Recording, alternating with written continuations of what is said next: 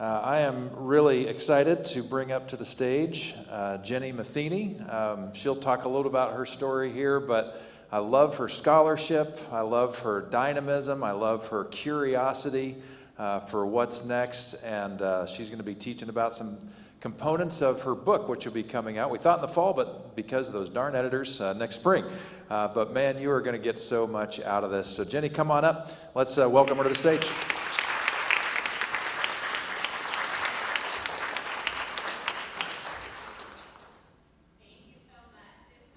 To be here, and yes, well, I could blame the editors, but it's probably just my writing. But anyways, it is such a gift. So for those of you who may not know, my family has been part of Crosswalk for a really long time, and you have been such a gift and a blessing to every single one of us. It has been a joy. One of the things I wanted to share, besides being very excited to be here to share with you today, is that you have such amazing leadership here at Crosswalk. I have been so encouraged and blessed by how you all, Pete and Darn, everyone, the team, just really strives, and all of you, to really love God and neighbor in beautifully creative ways. I'll spend time trying to describe this Hebrew word, Hesed, and you all are living it out, and I just wanted to encourage you with that as we dive into this today. And I love how active and creative you all are. And even Pastor Pete inviting Matthew Gungor last week, I was able to be here and participate with that. That was so special. And actually, there is a song that Matthew Gungor sings that has become very special to our family. You may not know this, but our family planted a church, quite a few years ago now, but for about 8 years in Oregon. We moved there to plant this church, just kind of parachuted in.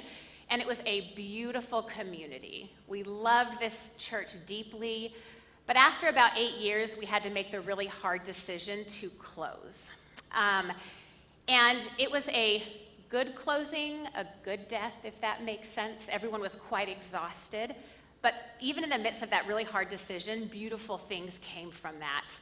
A lot of people that came to that community initially were quite wounded and had been through really hard things.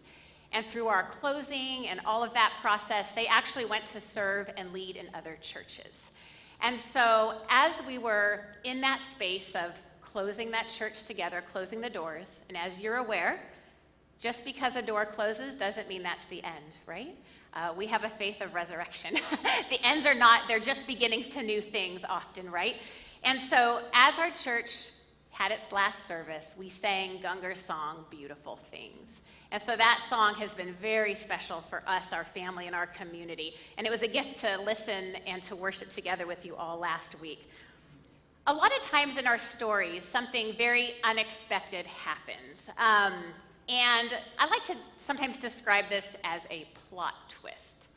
I have a dear friend, Dr. Amy Hale, who we met when I had gone to school up in Regent College way back in Vancouver back in the day.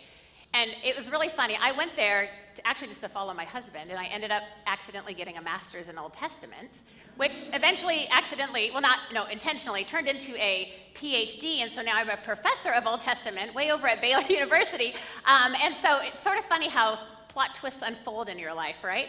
I thought I was just going there to chase my small children, and then I end up with a degree, and then that turns into other things. Plot twist.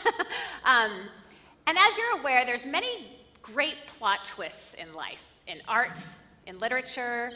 Some of you might remember watching Star Wars for the first time. Many of you are not that old, but I might be, and you're like, oh my goodness, Darth Vader is Luke's father, right? It's just like, whoa, great plot twist. Some of you might be familiar with this reality show called The Traitors. It's basically like an adult youth group game. And I'm always amazed at these plot twists of somebody being sneaky and lying, and I'm like, wait, the name of the show is Traitors, right? Of course, they're going to do something sneaky. And when I think about the Old Testament, there are so many plot twists, moments, even dialogue. And a lot of these plot twists are actually filled with grace and lead to wonderful things.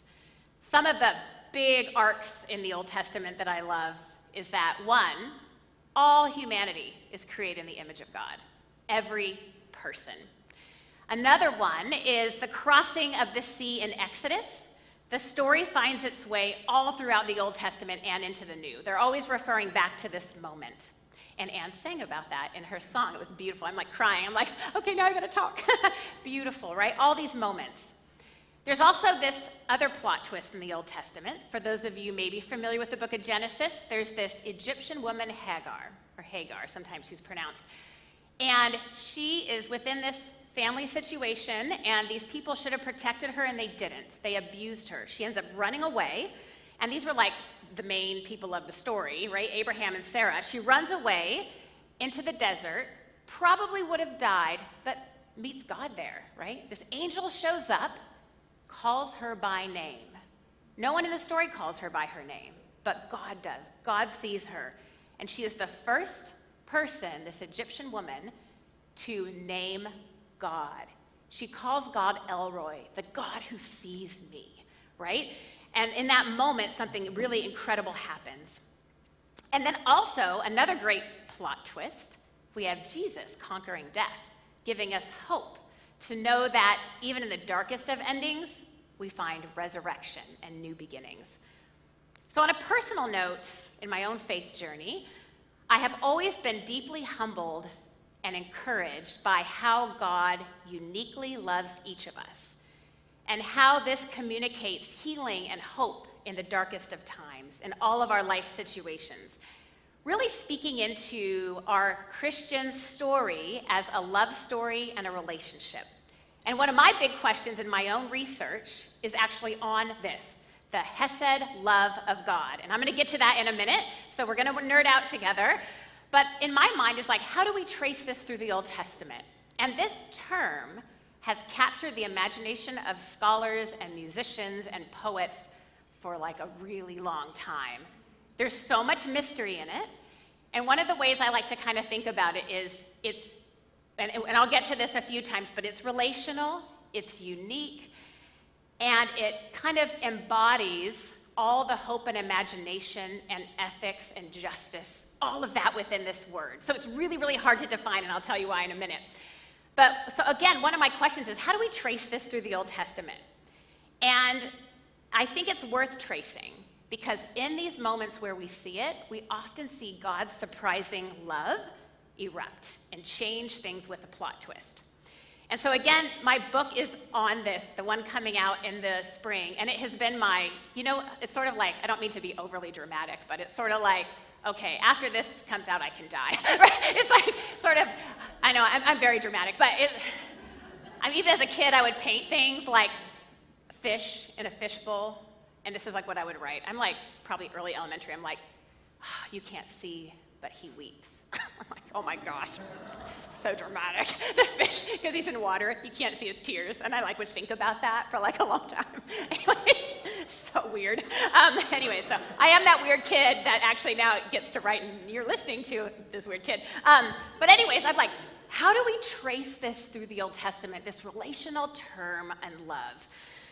So, and one of the things that I'm finding out is that God wants to show this Hesed love to us, and through creation to us, wants to show you this Hesed love. Let me say this again. God wants to show you this Hesed love. God wants to be invited into the honesty and journey with all of life with you, even all the uncertainty.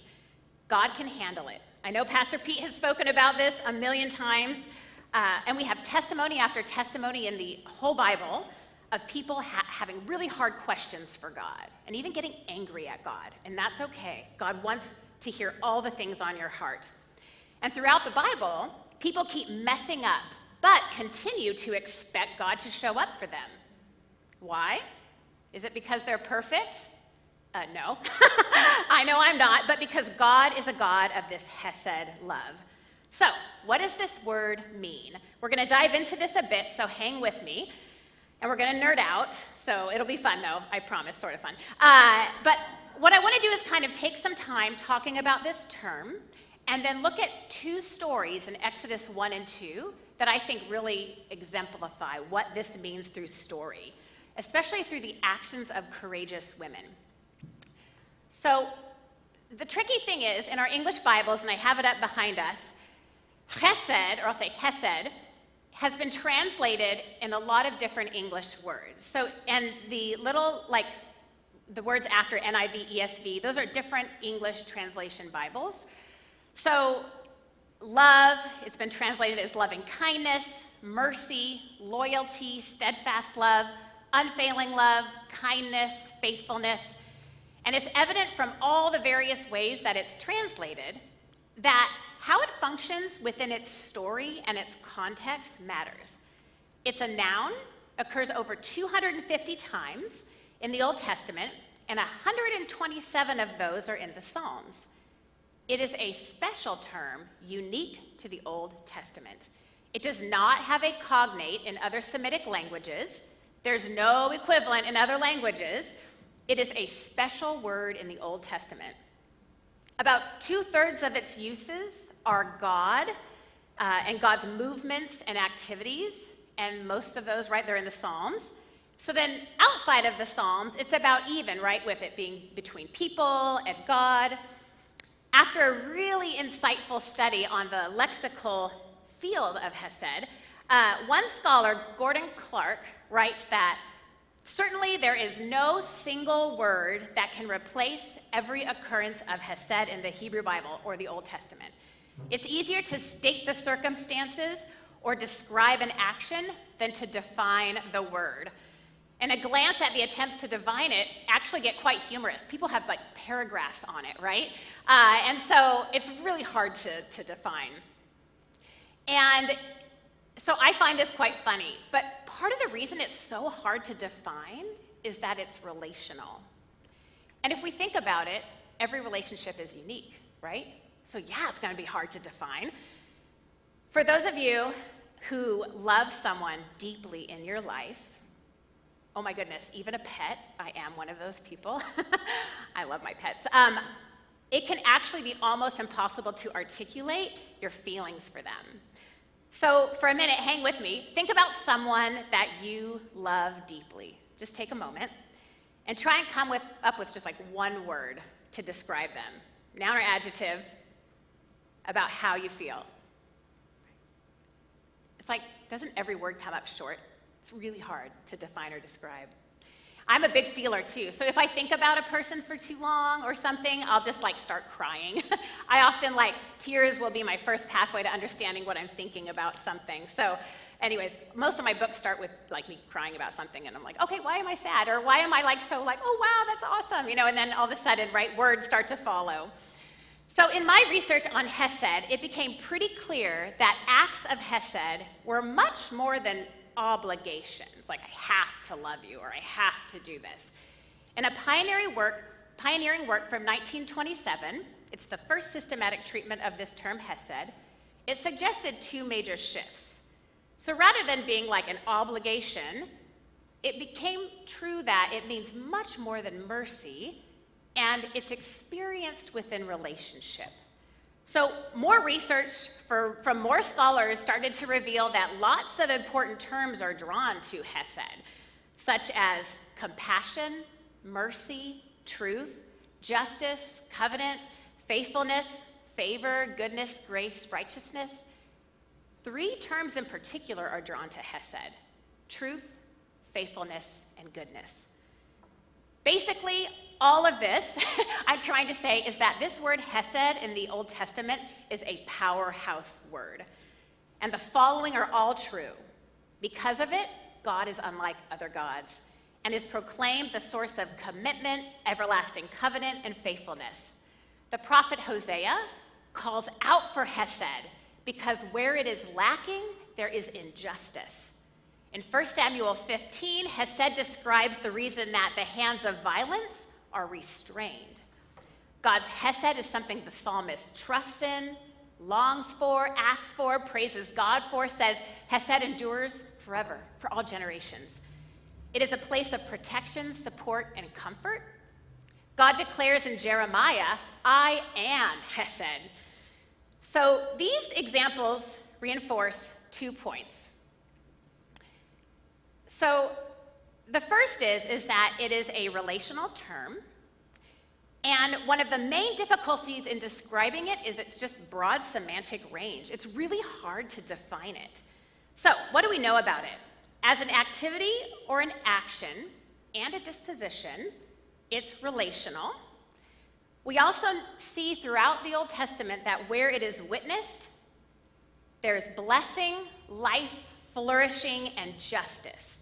And where it's lacking, we see violence, injustice, and no knowledge of God. So this is a lot to think about. It's hard to grasp, right? So one of the things I like to think of, it's really going to be best understood through story, and we'll get to that in a minute. And really through a close reading of story, because it's best understood in relationship, because it's fundamentally relational, right? So, and this is evident in all these foundational markers that we see scholars agree on. So, how is Hesed experienced or expressed? Okay, will you have some fun with me and do some hand actions? We already started practicing with Anne, so thank you for warming us up. And what we're going to do is kind of do hand actions to show how it can be experienced and expressed, okay? So, if we're going to put our hands up, Hesed can be an experience and expressed from the Lord to humanity. Excellent. Hesed can be expressed from person to person. Hesed can be experienced and expressed from humanity to the Lord. Awesome job. You guys are great. Hesed can be experienced and expressed from humanity to creation. And Hesed can be experienced and expressed from the Lord through and to creation. Excellent. All right, give yourselves a hand. Thank you for that. All right, so again, I contend it's best understood through story. So now that I have basically said it's impossible to define, I have to try, right? So it's sort of like when someone's like, oh, we're going to deconstruct everything. And then you're like, wow, now there's nothing left. So I'll try to reconstruct with kind of how I've thought about this term, because I love how it incorporates ethics, relationship, all the things. So my meager attempt to define this term is it's the loyal, loving kindness that originates in God's nature, embodying both answerability and possibility through anticipated and creative relational endeavors and expressions among God, humanity, and creation. So it originates in God, can be expressed through us as the image of God. So basically when I think about, Jesus, saying, God's like, I'm the author or the beginner and finisher of our faith. And I think about, I love that idea of author in the sense of God saying, how are we going to write this story together? We are partners in this, right? And so just whoever you are in your uniqueness, we get to partner together as a community with God to see how we can love well. And so what often follows these acts of Hesed are blessing, as stories just unfold throughout the entire Old Testament. Acts of Hesed lead to life, justice, and flourishing. And again, where it's withdrawn, we see suffering, violence, witnessed in Jeremiah. Again, it incorporates the ethics of responsibility. When it's called out in the prophets, one of the reasons is that God, of the ways God has been forgotten is because Hesed is not present. And again, Hosea says, where there is no Hesed, there's no knowledge of God. We see in Exodus, God's character described as Hesed, that Yahweh demonstrates Hesed in Numbers and Deuteronomy, and the keeper and demonstrator of it. Okay, so to summarize, Hesed is a theological term that is a powerhouse. It's foundational, witnessed through God's relationship with humanity creation, and is used to communicate God's self-expression and nature. And again, not only are key theological terms drawn to it, like compassion, mercy, truth, justice, covenant, faithfulness, goodness, righteousness, the breadth of participants doing Hesed and showing a disposition of Hesed incorporate everyone from the Lord to the most marginalized person. It is possible for any human to do Hesed. Isn't that good news today? So when you do acts of kindness and pray and hope for acts of Hesed, you create plot twists that lead to blessing and life in this world. When you stand up for the oppressed, when you feed the hungry, when you care for a family after the trauma of an ICE raid, when your church is an evacuation shelter or a community space to help people navigate complex legal systems, you are acting with Hesed. And where we find Hesed, again, we find great plot twists. that lead to life and point people to the Lord. So what I hope to encourage us all with today is that acts of Hesed happen in difficult spaces, and often these can go unseen. My hope is to encourage us all as we try to navigate very complex and difficult things in our world today. Again, I contend that this word Hesed is best understood through story, because you know why? If it's not in a story, it remains abstract, kind of like the word love or friendship. So just for fun, we're going to just think again, just for fun to think about this. If I were to ask you to define the term friendship, what would you maybe say? So just think a minute. Some of you might describe a previous wounding, and it might, what might come to the surface is what friends are not. Some might be more positive and list key attributes or qualities such as honesty, faithfulness, kindness, empathetic understanding. If I then ask you to describe a particular friendship, right, your focus gets really unique and specific, doesn't it?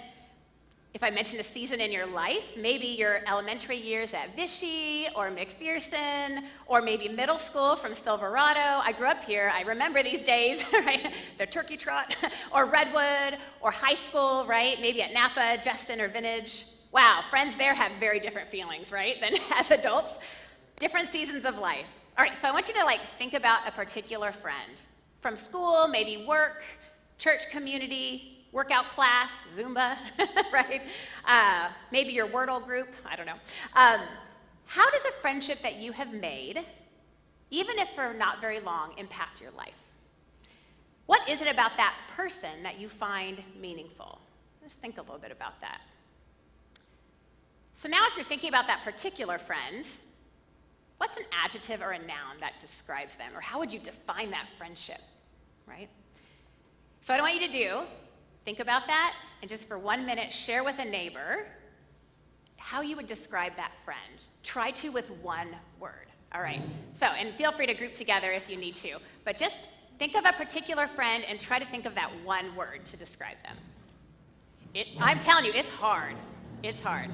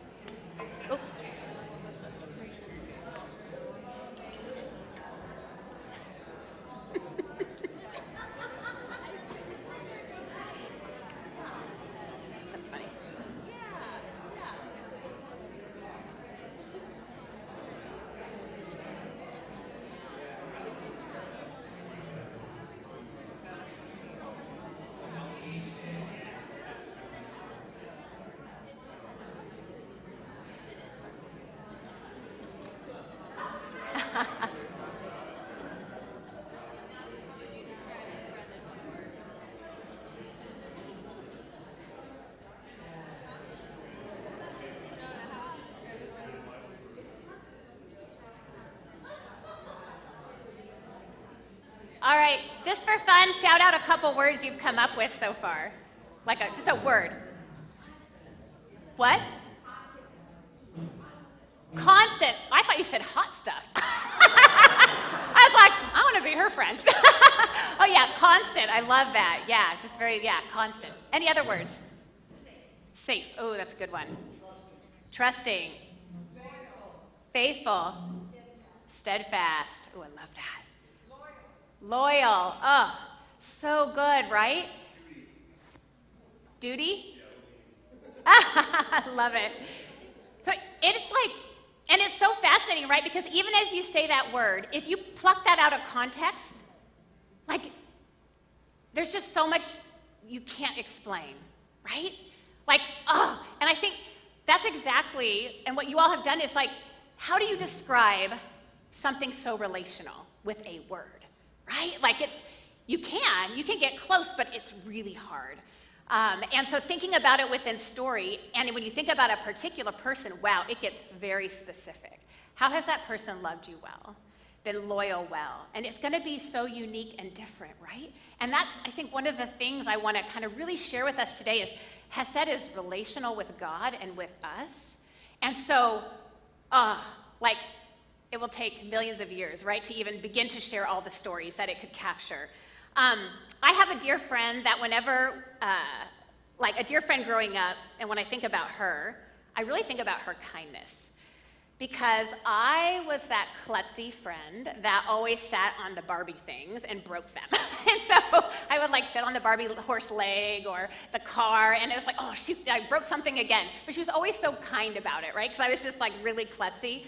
I have another dear friend that, like, she is a professional psychologist, and whenever we talk about middle school, she'll like get red in the face. And it's like she immediately is embodied with all of the awkwardness, right? Like, and I'm just like, she's the most amazing human, but for some reason, middle school is just like, man, you go right back there, right? And it just reminds me how powerful relationships are in certain seasons of our life. So, are there similarities to friendships? Of course. But friendships within a specific relationship is unique. And as you focus on, as we did, these particular individual stories, we have really beautiful stories, memories, and distinct connections emerge. And similarly, Hesed is an idea is best understood with a close reading within its story and in its relationships. And this is because Hesed is fundamentally relational. You are unique. Your relationship with God is unique. And it's amazing that we all have unique relationships with God and with one another, and at the same time, we're all beautifully connected. I just find that so incredible. And the two stories that I want to highlight today are surprising places where I suggest Hesed is expressed. And even though this particular term is not used in the story, and I argue for it in my book, that it might not be in there, but it's in there, that we see this Hesed between people, and what we notice is that when we see it, where it is, or, and often where the word is, it can be surprising, contain courageous risk, and end in life-saving acts, flourishing spaces for others. When someone acts with Hesed, others flourish and are not diminished. So as you all have been working through Jesus' Sermon on the Mount with Pete, I was like kind of going back through some sermons just to kind of see what's been happening. I love how Pete preached on Jesus' command to love your enemies. Like, wow, that's a hard one, isn't it? And what I found fascinating as I was really thinking about that, these stories in Exodus are these awesome Hesed stories that show the complexity of what it means to love when the world feels crazy. Kind of like ours now, maybe. What these women do in a very upside-down kind of way is to love those that have been labeled enemies. And they're actually very vulnerable enemies. Corrupt powers are trying to destroy these people. And Pete asked a great question later in that sermon a few weeks ago. Should we destroy with hate or build up with love? And there are so many stories in the news today that highlight hate. Sometimes we see glimpses of love, but often it's more focused on the negative, and frankly, I find it very overwhelming. So as I was kind of praying and thinking about this sermon today, two stories just kept coming back to my mind, and they are completely about God's love in unexpected places that I find deeply encouraging, and through very unexpected people. I think that is what I'm going for today and longing for today. And I imagine a lot of us are longing for. We're asking, where is God at work in the world, and how can I be part of it? And just for fun, there's a line that I think will capture the passages we'll be going through today and the essence of this message. So if you don't remember anything else from today, this is what I want you to remember. It's a German phrase. I'm going to say it once, and then I want you to say it with me. All right? Fang das Baby. All right? Say it with me. Fang das Baby. All right. What is that? It means catch the baby. So as I was thinking about Exodus 1 and 2 today, this phrase just came to mind, and I have been laughing about it for like 2 weeks. It reminded me of my daughter, Emma, and her German teacher in high school. And to practice phrases, they would embody them. So they literally had a baby doll in their classroom, and they would do Fang das Baby, and they would catch the baby. So if you catch a baby, guess what else you have to do? Wirf das Baby, throw the baby. I was like, did you actually throw a baby around the room? Like a doll. Yes, we did. I'm like, oh. So Wirf das Baby means throw the baby. So they actually had, again, this doll that would go around the room. And the reason we'll focus on Fang das Baby is because I feel like these are what these stories are all about, catching babies in Exodus 1 and 2.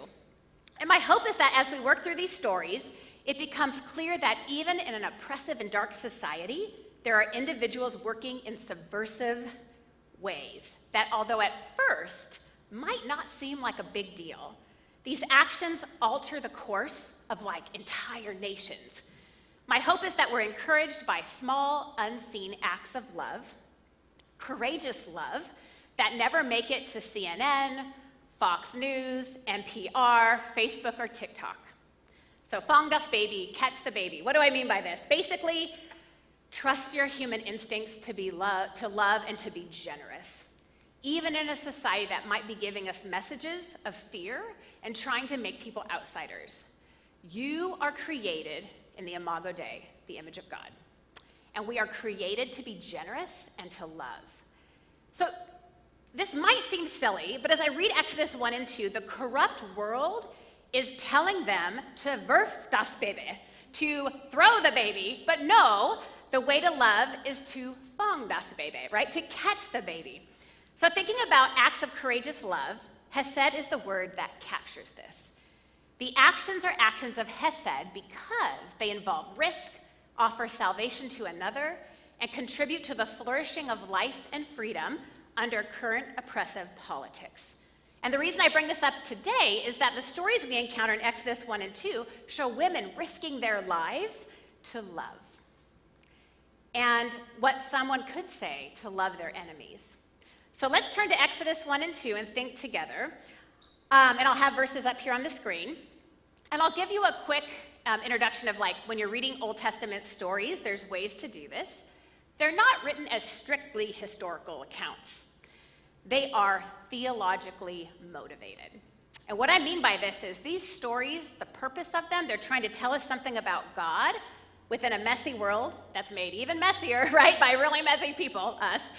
And I like to consider the writers as word artists. They're communicating these theological ideas, painting a picture, and often it's subtle. You have to really like watch for it.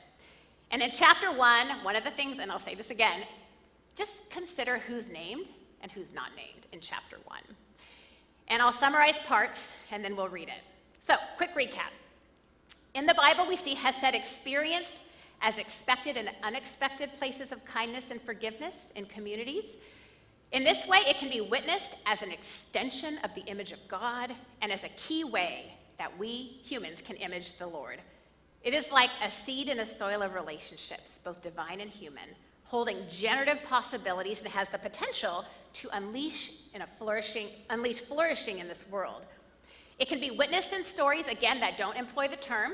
This is what we're going to look at today.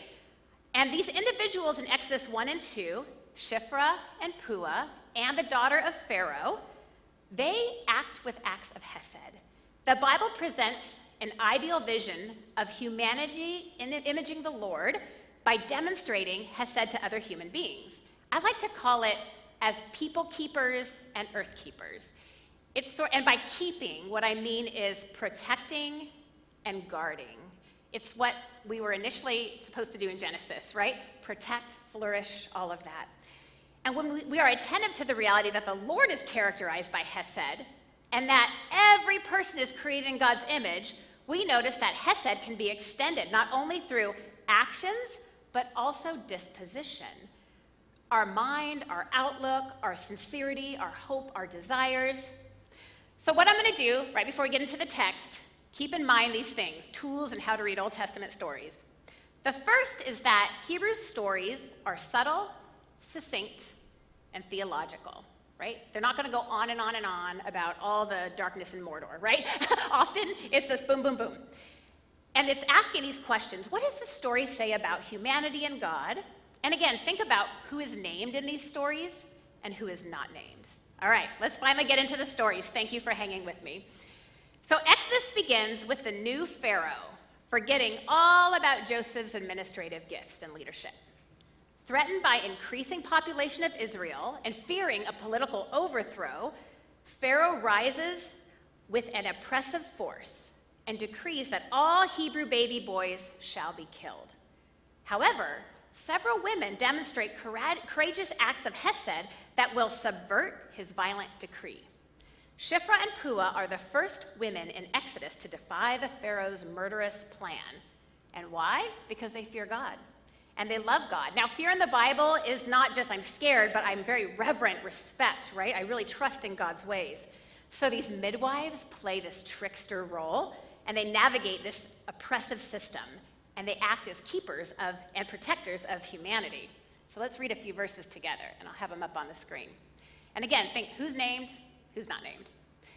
So, Exodus 1, 8 through 11. Now a new king arose over Egypt who did not know Joseph. He said to his people, "Look, the Israelite people are numerous and more powerful than we.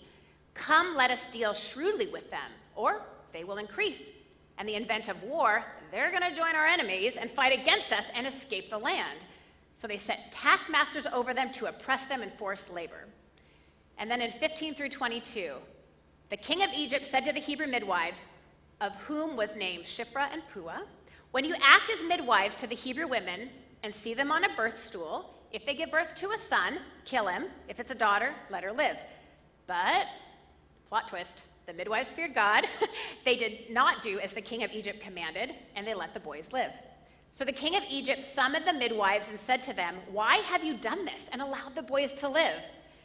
The midwives said to Pharaoh, "Because the Hebrew women are not like the Egyptian women, for they are vigorous and give birth before the midwife comes," right? They're really trying to work this plan, this subversive plan in a very difficult system. So guess what? God dealt with all the midwives, and the people multiplied and became very strong. And because the midwives feared God, he gave them families. Then Pharaoh commanded all his people, "Every son that is born to the Hebrews you shall throw into the Nile, but let every daughter live." So what do you notice in this chapter? Who is nameless? Pharaoh, right? Okay, if I'm reading this, Pharaoh feels huge, right? I mean, this is like king of Egypt. But if we're thinking about it through the lens of the narrator, who's named and not named, right? Pharaoh's nameless. And this move on the part of the narrator seems even more dramatic because fewer than 10% of the named individuals in the Old Testament are women. And most that are named are like queens, matriarchs, really prominent positions, and these are just like midwives. So these midwives, right, they have this like side job thing, they're like named, right? This is a big deal. What I like to tell my students is that if this were a piece of art, somebody was painting Exodus 1, it would be, if you were to like put things in the right perspective or size, Pharaoh might be this like tiny little figure in the back, and in the front you'd almost have the hands of Shiphrah and Puah changing the course of history, right? But it's something done unseen, not many people know about. But really, what the narrator's focusing on are these midwives, right? Pretty incredible. And I love to just imagine that, because Pharaoh feels so huge, and in Old Testament studies, it's like, who's the Pharaoh of the Exodus, right? There's movies written about it. It's like, you know what? Does it matter? I don't know. I'm kind of digging Shiphrah and Puah and like the stuff they're doing, right? There's hands that are defying orders to allow life to continue. So the Lord sees their courageous acts of Hesed, acts that lead to life, blesses them, increases their inheritance, gives them families of their own. Exodus 1:21, God dealt with them, the people multiplied, and because the midwives feared God, he gave them families.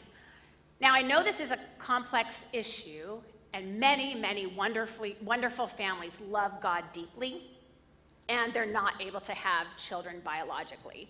And I didn't want to run through this passage and not name that.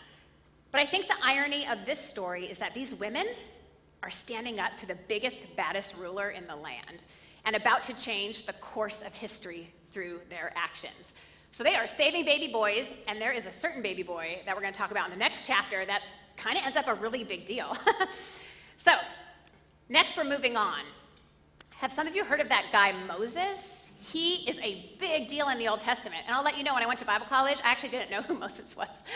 I remember all the students be like, well, you know Moses. I'm like, I don't know. I know who Jesus is. Don't ask me where. Somewhere in the New Testament, you know. So anyways, but Moses is a big deal in the Old Testament, right? Like, whew, he's like that figure. And so one of these little baby boys is Moses.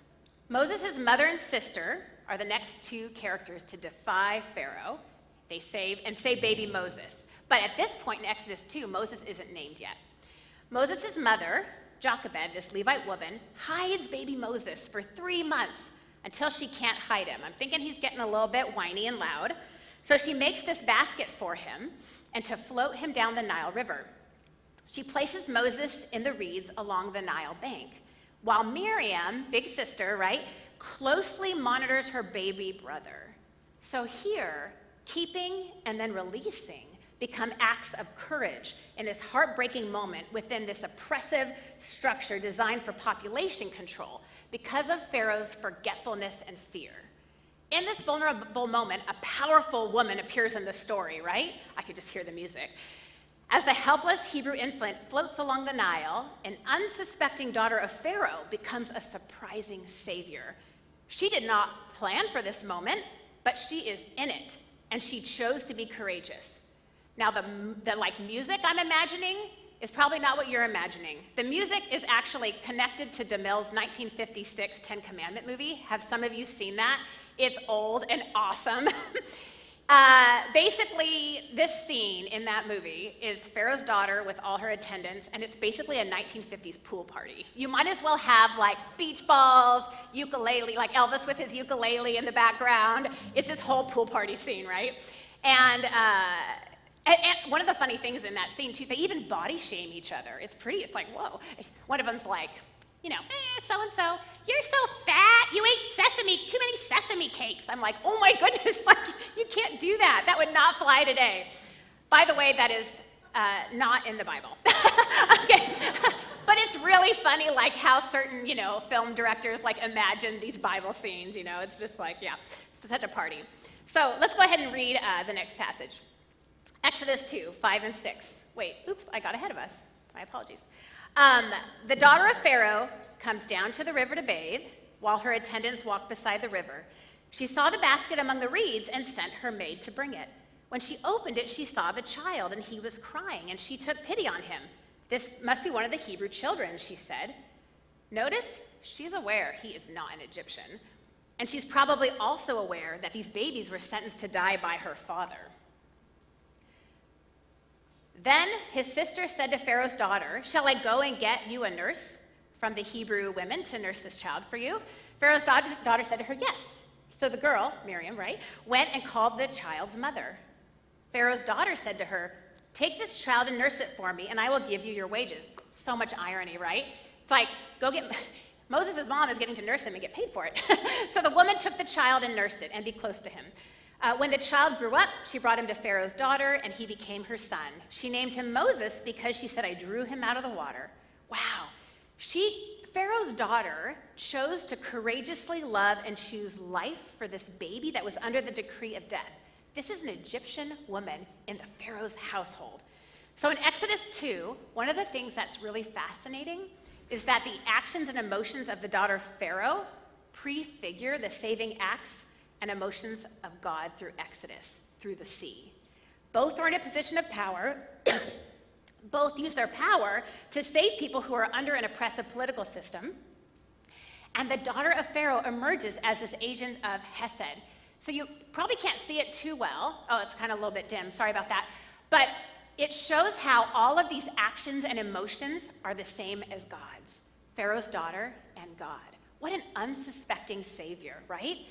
This word coming down, God comes down, God sees their oppression, the daughter of Pharaoh sees this baby crying, hears its crying, God hears the crying of the people. I mean, it is amazing to see that in the literary artistry here. Just someone very unsuspecting being an agent of Hesed.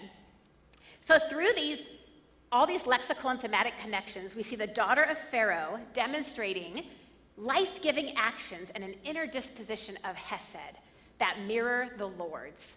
This nameless woman of royalty will name this Hebrew baby Moshe, this drawing out, this play on words.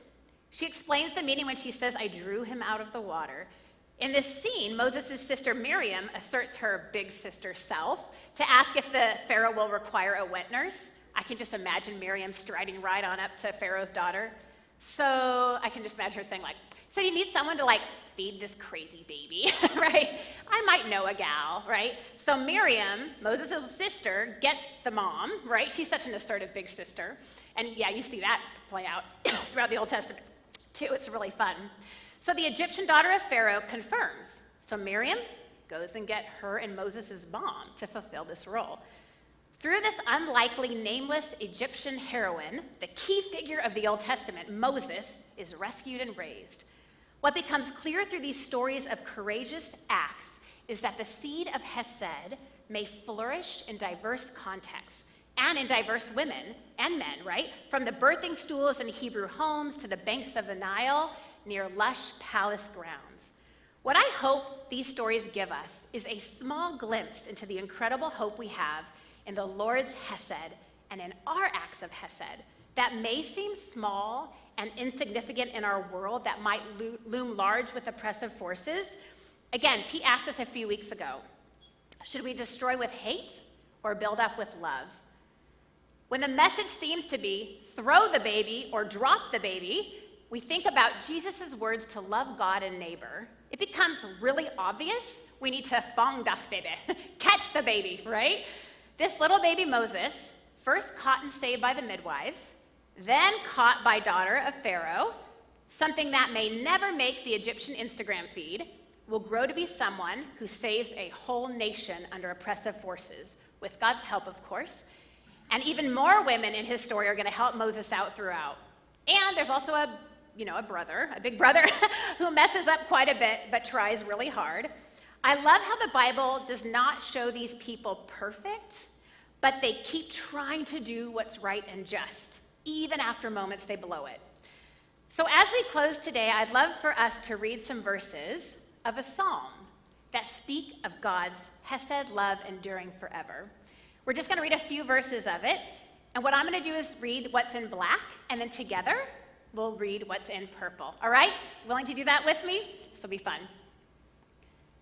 All right, here we go. Can you all see that okay? Oh, good. Basically, your line is, the Lord's Hesed endures forever, all right? Okay, so Psalm 136, verse 1. I'll read the first part. Give thanks to the Lord, for he is good. And then together, the Lord's Hesed endures forever. To him who alone does great wonders, the Lord's Hesed endures forever. To him who divided the Red Sea asunder, the Lord's Hesed endures forever. To him who led his people through the wilderness, the Lord's Hesed endures forever. He remembered us in our low estate. The Lord's Hesed endures forever, and freed us from our enemies. The Lord's Hesed endures forever.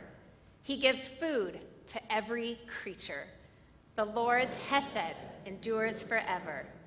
Give thanks to the God of heaven. The Lord's Hesed endures forever. Awesome. Thank you so much. Let us pray. Lord, strengthen and encourage us today with whatever pharaohs are in our lives. Remind us that they are smaller than they seem. Give us the eyes to see places that we can do courageous acts of Hesed in our communities. And why? Because you shower us with your incredible love, this Hesed love first. Thank you that your love never fails and remains forever and never gives up on us. Thank you so much. So today, I actually am so grateful that Anna's leading us in worship, and we're going to have one final song, I believe, if I'm not out of order, and then Pete will close us out. All right, thank you so much.